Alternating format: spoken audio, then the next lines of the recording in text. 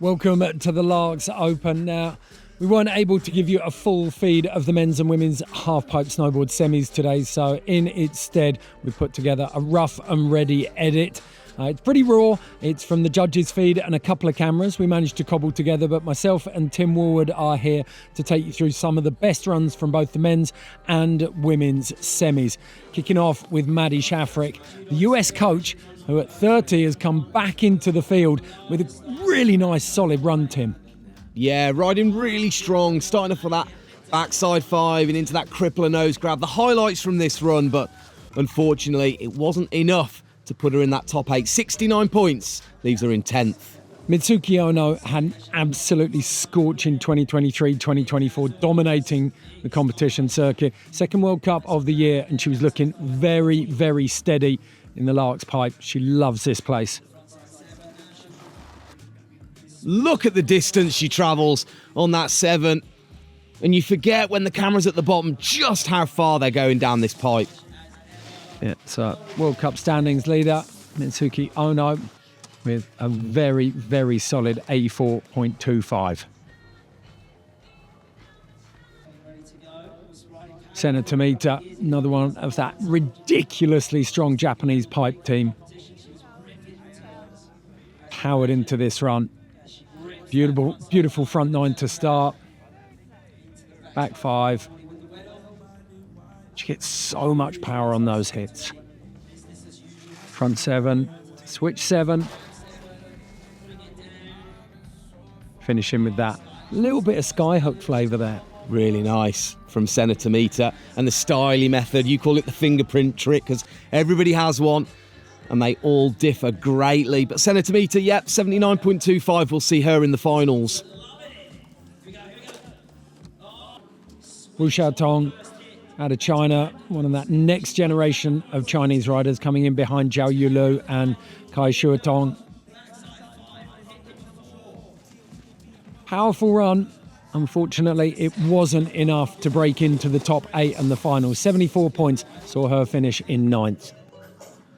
Sara Shimizu, been starting to make her presence felt in that incredibly strong Japanese team. Just 15 years old, and she's got some amplitude on these runs, Tim. It's absolutely incredible how she has the strength to ride the half-pipe as powerfully as she does and generate the height that she does. 76.5 for her. We'll see her in the finals as well. Next in, one of the most seasoned competitors, Maddie Mastro out of the USA. She's got that double crippler, which has paid such big dividends for her. And there's the little hop at the top. I absolutely love that from Maddie. She rides with so much passion, doesn't she? There's that crippler. She's got that on rails, hasn't she? Knows exactly where she is in the trick. Yeah, really, really solid snowboarder. Looked like she was going to over-rotate on that front 9. Little back seat there, but she's experienced. She can get it done when she needs to. Yeah, this is Maddie Mastro in 3rd gear. Lovely little skyhook, that frontside 5 stalefish to finish. Very solid run from Maddie Mastro. 78.5. And you can expect upgrades when we get to finals time on that first hit. All over it. No surprises to see Chloe Kim in the LAAX pipe. She absolutely loves this event. But it hasn't been her season so far. Bit of judging controversy around the US Grand Prix. So let's see if she can put that to bed with a decent performance here in LAAX. There's that beautiful backside 360. So coming in switch to the method. You would never know it. It is so beautiful. Yeah, such a devastatingly good trick, isn't it? Switch 7 into that front 9. So signature the way she grabs the tail on that one. Yeah, really leans it right back, doesn't she? Solid run from Chloe Kim. We'll definitely see her in the final. She's been actually complaining of sore muscles this week. You wouldn't think it looking at that though, would you? 92 points. Carol Castellet coming back from a brutal 2024 season that saw her take some big hits. She's back in the pipe and looking really, really steady. Yeah, again, big tricks from somebody who's quite small, it must be said. Look at the way she stood up on the end of that back 9. Beautiful 75.75. Oh, that was really nice. Next in Rise Kudo. Another one of these young Japanese riders. And they're literally blooding these riders at World Cup level. Look at the amplitude again. What do they put in the food that makes Japanese riders be able to pop like that? She's absolutely cemented her place in these finals here at the LAAX Open. Now it's the young South Korean rider, Gaeon Choi, and it's beautiful to see her back in the pipe, Tim. Yeah, she had a horror crash, didn't she, in practice, but you wouldn't know it looking at this with the switch. Backside 9 to kick things off. Unbelievable. Into that front 7. Look how much Switch height, 7, sorry. Yeah, look how much height she's still got on the third hit. Front 9. Fourth hit in the pipe. Backside 5. I mean, this is just phenomenal. Finishes with the crippler. How lazy was the takeoff into that? And it's so good to see her back in the pipe. Horror crash here last year. Whopping great score as well, 86. Business as usual at the top of the standings. Chloe Kim in first place, almost as ever. Gaeon Choi, so good to see her back in competition in second place. And then it's the 23 and 24 halfpipe Crystal Globe winner, Mitsuki Ono, in third place. Senna Tomita fourth. Maddie Mastro, the American, strong performance from her in fifth. And it's the young Japanese rider, Rise Kudo, in sixth, alongside Sara Shimizu. The Japanese coaches will be very happy about that. And on her return from injury, Kerok Castellet in eighth. Here is the men's semi-final heat 1. So 2 heats, stacked fields, only the top 6 advancing to a 12-man final under the lights on Saturday night. A lot of big names in there, and the more observant of you will have noticed the return of the one and only Yuri Podlatchikov. There he is, gold medalist in 2014, Tim. Really, really excited. This is an absolute surprise for me. I'm very excited to see what he can do. But first, let's get this man out of the way. Yuto Totsuka, and expect fireworks here. Dropping in switch backside. Beautiful switch backside 9.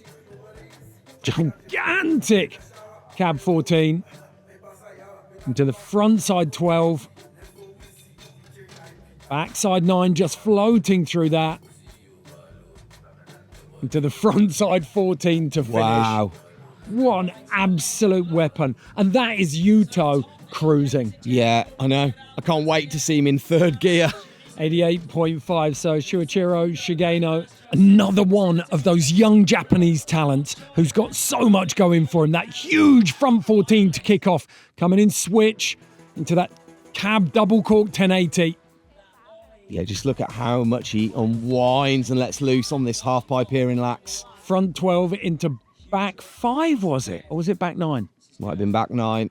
I'm just lost a blur of degrees. Shuichiro having a lot of fun out here. 82.5 will see him in the finals.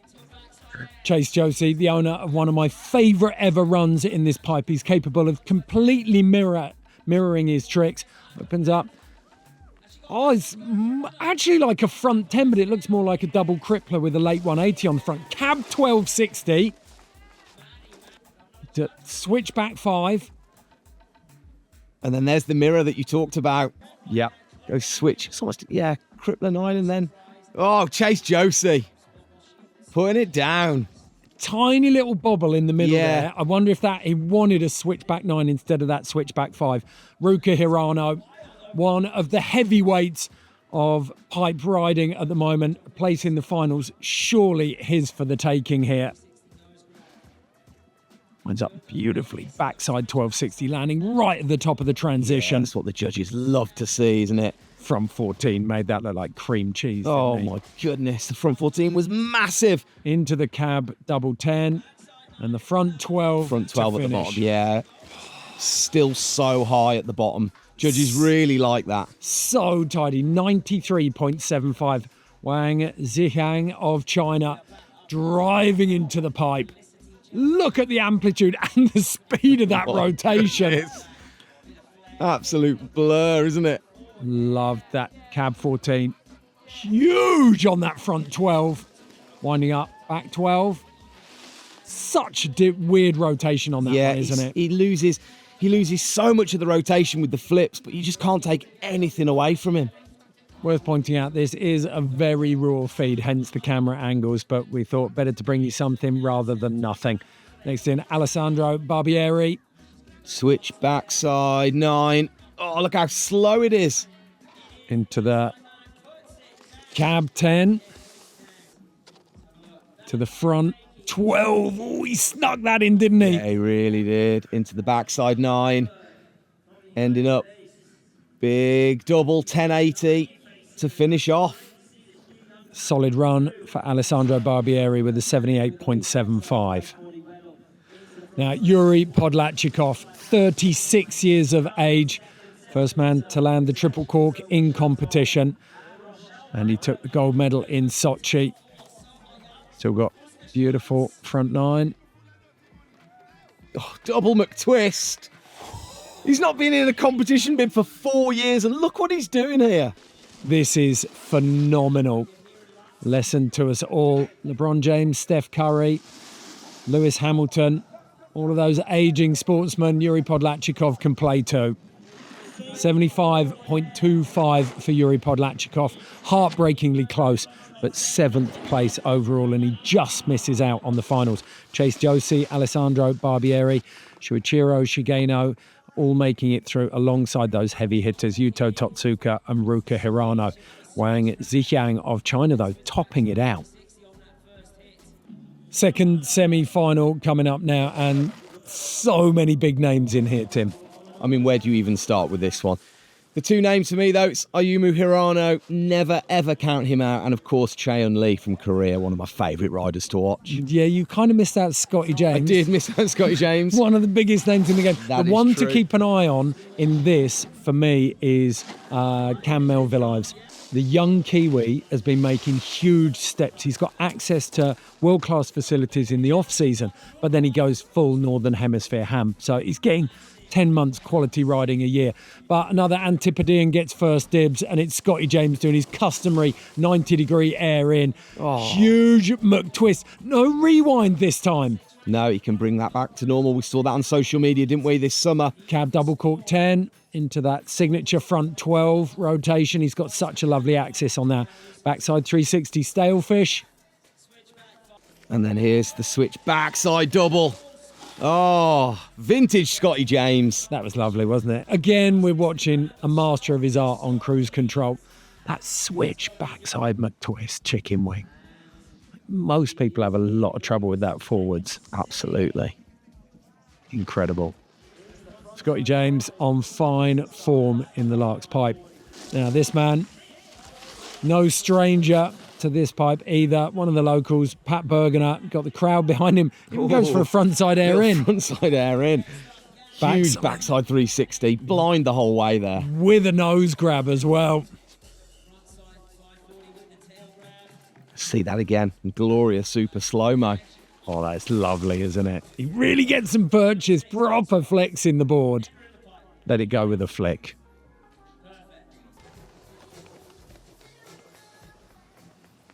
Next in, the eye magnet, the man you cannot take your peepers off. Omu Hirano, the goofy footer.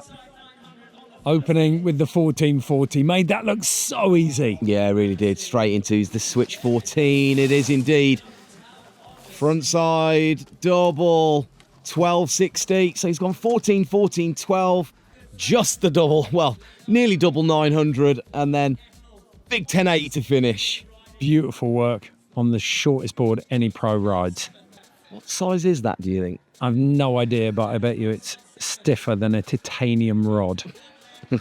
The pressure he puts it under on those pipe walls. Phenomenal run from Ayumu Hirano.